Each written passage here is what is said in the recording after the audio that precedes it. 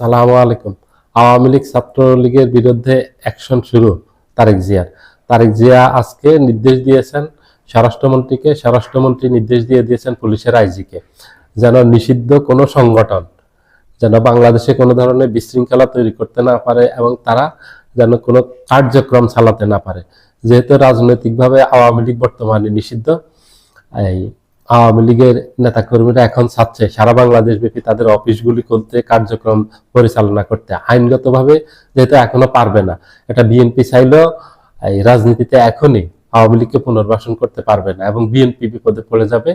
বিএনপিতে এমনিতে এই বিতর্ক দিয়েই বিএনপি শুরু হয়েছে, শুধু এখন রমজান এবং ক্ষমতা শুরু হয়েছে মাত্র, শপথ নিয়েছে আছে 5 দিন 6 দিন হলো এই এমপিরা। এই জন্য বিরোধী দল জামাত এবং এনসিপি এখনো কড়া কোনো পদক্ষেপ নেয়নি, কিন্তু এইগুলিকে ইস্যু করে জামাত এবং বিএনপি কড়া পদক্ষেপ নেবে। এবং জামাত এবং এনসিপি কিন্তু দুর্বল কোনো দল না, কঠিন অ্যাকশনে চলে যাবে বিএনপির বিরুদ্ধে। বিএনপি এখন কঠিন কোনো অ্যাকশন না নিলে আওয়ামী লীগের বিরুদ্ধে, ছাত্রলীগের বিরুদ্ধে যেভাবে সারা বাংলাদেশ ব্যাপী তারা তাদের কার্যক্রম চালানোর এই প্রস্তুতি নিচ্ছে এবং অনেক জায়গায় কমপক্ষে 200টা অফিস সারা বাংলাদেশে তারা তাদের অফিস খুলছে। আবার অনেক জায়গায় এনসিপির নেতাকর্মীরা সেখানে গিয়ে, কুড়িগ্রামে এনসিপির নেতাকর্মীরা গিয়ে সেই অফিস একেবারে ভাঙচুর করে জ্বালিয়ে দিয়েছে, বন্ধ করে দিয়েছে।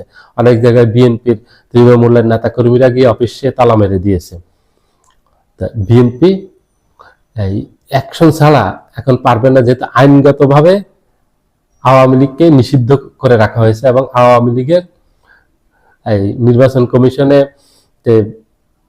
আওয়ামী লীগের যে নিবন্ধন আছে সেটা বাতিল আছে এবং আওয়ামী লীগ আইনগতভাবে নিষিদ্ধ। বিএনপি পুনর্বাসন করতে পারবে না। বিএনপির সাথে জানি না গোপনে চুক্তি হয়েছে কিনা আওয়ামী লীগের সাথে, যদি হয়েও থাকে বিএনপিকে এটা পরিষ্কার করতে হবে, এটা ব্যাখ্যা দিতে হবে। এই যে প্রতিদিন আওয়ামী লীগের নেতাকর্মী, ছাত্রলীগের নেতাকর্মীরা বিভিন্ন জায়গায় কার্যক্রম চালাচ্ছে, এই যে এখন রমজান উপলক্ষে আওয়ামী লীগ নতুন কৌশলে রাজপথে আসার চেষ্টা করতেছে, যে মানুষকে ইফতার দেয়া, রমজানে সহায়তা দেয়া, এগুলির মাধ্যমে এই রমজান কেন্দ্রিক কিছু কর্মসূচির মাধ্যমে রাজপথে আসা, আর সারা বাংলাদেশে অফিস খুলছে। এবং প্রথম যে কাজটা করছে পঞ্চগড় জেলা সদর উপজেলার বিএনপির সভাপতি দাউদুর রহমান, উনি ওনার এই এলাকায় আওয়ামী লীগের অফিস তালা খুলে অবমুক্ত করে দিয়েছেন, আওয়ামী লীগকে একেবারে স্বাধীন করে দিয়েছেন। উনি চাইলে তো পারবেন না, পরে চাপে পড়ে উনি অস্বীকার করছেন যে না, আমি এটা করিনি, এটা গোডাউন ছিল। ওটা গোডাউন ছিল না, ওটা সবাই জানে আওয়ামী লীগের অফিস ছিল। রাজনৈতিক চাপ বিশাল ব্যাপার। বিএনপি মাত্র ক্ষমতায় নিচ্ছে, এত চাপ বিএনপি সহ্য করতে পারবে না। রাজপথে যদি আন্দোলন শুরু করে এনসিপি এবং জামাত, বিএনপি পালানোর পথে খুঁজে পাবে না।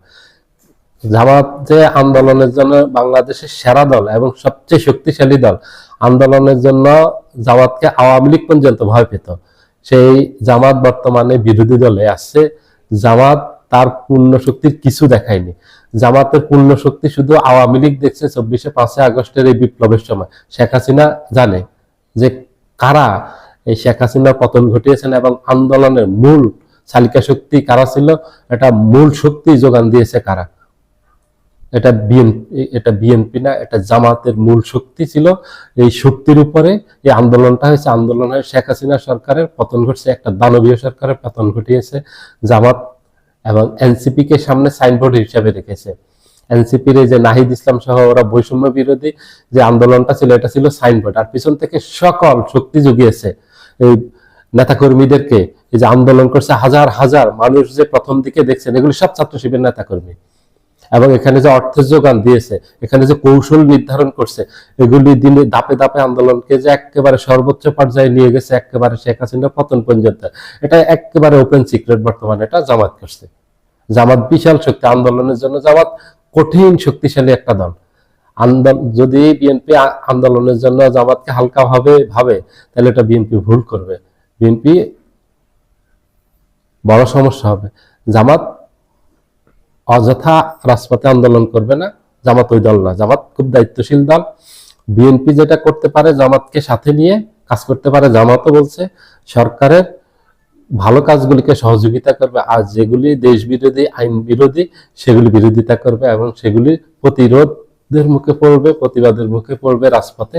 জামাত দুই জায়গাতে বিএনপিকে প্রতিরোধ করবে, সংসদেও করবে, সংসদের বাহিরেও করবে, রাজপথেও করবে। জামাতের দুই ধরনের প্রস্তুতি আছে। জামাত হালকা রাজনীতি করে না, অনেক ডিপ পলিটিক্স করে। জামাত সব ভেবে রাখছে। সবাই ভালো থাকবেন, আল্লাহ হাফেজ।